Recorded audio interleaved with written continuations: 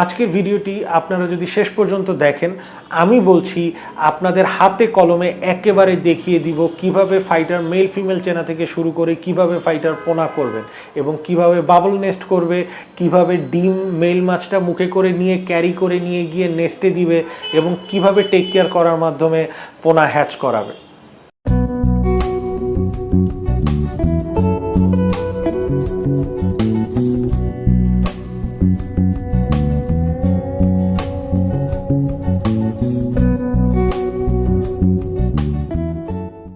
তো ফাইটারের জেনারেল যে প্রসিডিওরটা সেটা হচ্ছে ফাইটার ফেনা তোলে, ওরা বাবল নেস্ট তৈরি করে এবং বেসিক্যালি মেল মাছটা বাবল নেস্ট তৈরি করে।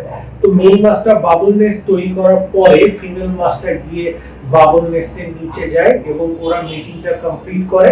এরপরে ফিমেলের পেট থেকে ডিমগুলো নিচে ঝরে পড়ে যায়, সেই ডিমগুলো আবার মেল মাছটা মুখে করে তুলে নিয়ে আবার বাবলের মধ্যে ইনসার্ট করে দেয়। তো এখন প্রসেসটা আমি যদি আপনাদের একটু দেখাই, এখানে একটু একটা ক্রিটিক্যাল ফ্যাক্টর আছে, যেটা হচ্ছে ফাইটার কিন্তু মেল ফিমেল রাখলেও একসাথে মারামারি করে। আমরা তো সবাই জানি, আশা করি যে ফাইটার একসাথে একাধিক মাছ রাখা যায় না, ইভেন ফিমেলও রাখা যায় না। তো ফিমেল ফাইটারও যখন আমরা ব্রিডে বসাবো একটু টেকনিক্যালি বসাতে হয়, সেই টেকনিকটাই আমি আপনাদেরকে দেখিয়ে দিচ্ছি। তো প্রথমে যেটা করব, আমরা এই ট্যাঙ্কটাতে মনে করুন এই যে ট্যাঙ্কটা আমরা যদি নেই, তো ছেলে মাছটা আমাদের এখন উন্মুক্ত হয়ে গেল। সো এখন এই মেলটাকে আমি এখানে সেটেল হতে দিলাম। এভাবে আমি মেলটাকে একদিন রেখে দিব।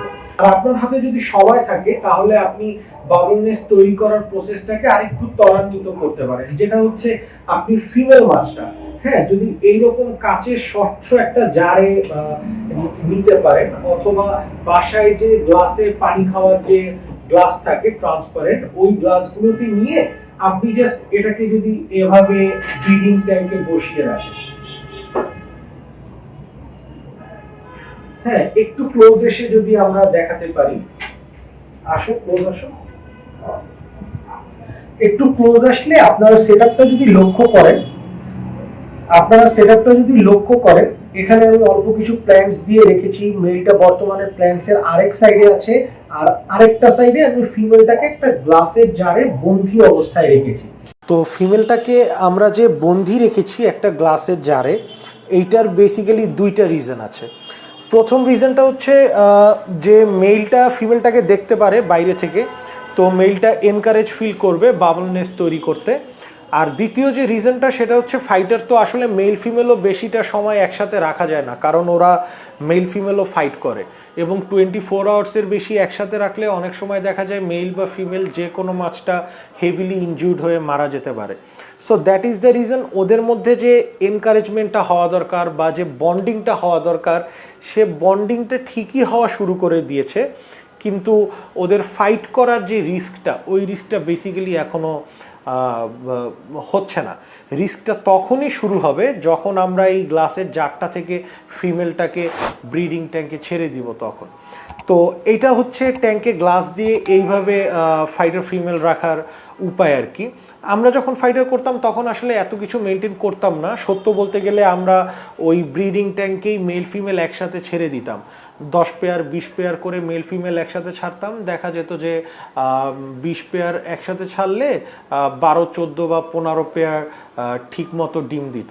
এখন আমরা চলে আসি যে ডিম যখন দিয়ে দিবে, ফিমেলটা যখন একসাথে ছেড়ে দেয়া হবে, তখন বেসিক্যালি কি হবে, ফিমেলটা একসাথে ছেড়ে দেয়া যখন হবে তখন বাবল নেস্ট যেটা তৈরি করেছে মেল মাছটা, সেই বাবল নেস্টটার নিচে ফিমেল মাছটা একটা পর্যায়ে চলে যাবে এবং ওরা একজন আরেকজনকে একেবারে গোরামি যেইভাবে ব্রিড করে আর কি, ওই ব্রিডিং প্রসেসে ওরা ব্রিডটা করে। ফিমেল মাছটার ডিমগুলো গ্লাসে পড়ে যায়, মানে তলাতে অ্যাকোয়ারিয়ামের পড়ে যায়, এবং পরবর্তীতে মেল মাছটা ওই ডিমগুলোকে মুখে নিয়ে আবার বাবল নেস্টের মধ্যে ডিমগুলো ইনসার্ট করে।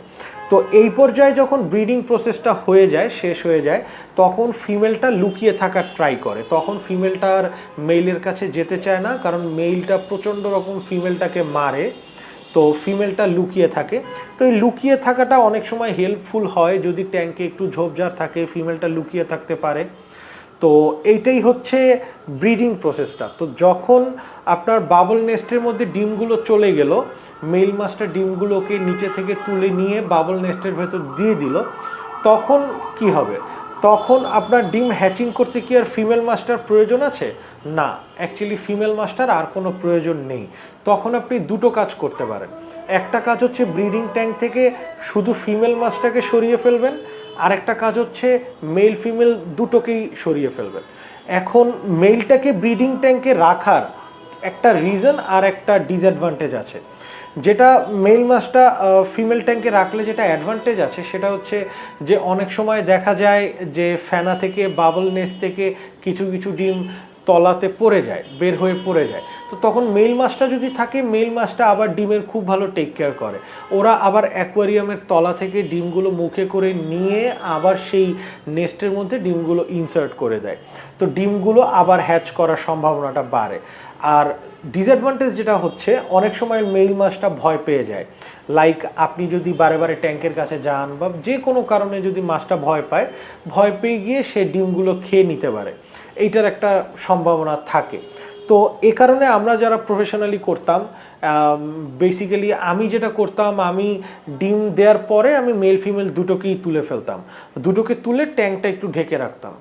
ঢেকে রাখার ব্যাপারটা হচ্ছে যে ঢেকে রাখলে যে সুবিধাটা সেটা হচ্ছে যে মেল ফিমেল যখন দুটোই আপনি সরিয়ে ফেলেছেন, তো তখন বাবল নেস্ট তৈরি করার জন্য তো আর মেলটা আপনার ট্যাঙ্কে নাই। তো তখন যদি বাইরে থেকে বাতাস ঢোকে বা কিছু একটা ঢুকে যদি বাবল নেস্টটা ভেঙে ফেলে, ডিমগুলো তলিয়ে যাবে এবং ডিম তোলার মতো বা নতুন করে বাবল নেস্ট তৈরি করার মতো আপনার হাতে কোনো রাস্তা থাকবে না।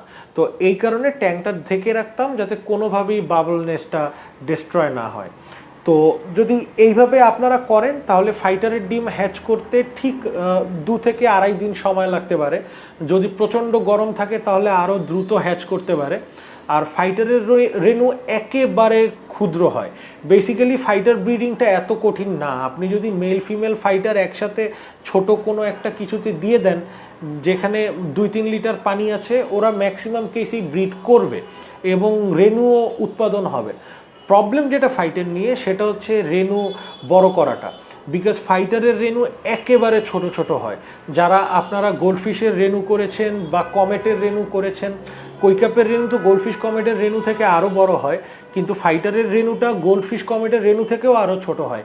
ইনফ্যাক্ট টাইগার বার্ব যারা করেছেন, টাইগার বার্বের রেণু থেকেও আরও ছোট হয়। তো এই রেণুটা সারভাইভ করার জন্য আপনাদের ইনফিউসেরিয়া প্রয়োজন হবে। দুইটা ওয়েই থাকে বেসিক্যালি, হয় আপনার ইনফিউসেরিয়া খাওয়াতে হবে অথবা আপনার গ্রিন ওয়াটার খাওয়াতে হবে।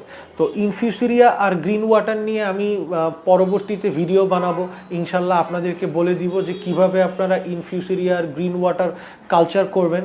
তো আপনাদের যদি ফাইটার ব্রিডিংয়ের যে প্রসেসটা আমি বললাম, এই প্রসেস ছাড়া যদি আরও কোনো প্রসেস মাথায় থাকে বা আপনারা যদি কোনো কিছু জানার থাকে, অবশ্যই নিচে কমেন্ট বক্সে আমাকে কমেন্ট করে প্রশ্ন করবেন বা কমেন্ট করে জানাবেন। আমি আপনাদের কমেন্টে রিপ্লাই দেওয়া শুরু করব। তো আজকের ফাইটার ব্রিডিংয়ের ভিডিওটা এই পর্যন্তই। সবাই ভালো থাকবেন, সুস্থ থাকবেন। আল্লাহ হাফেজ।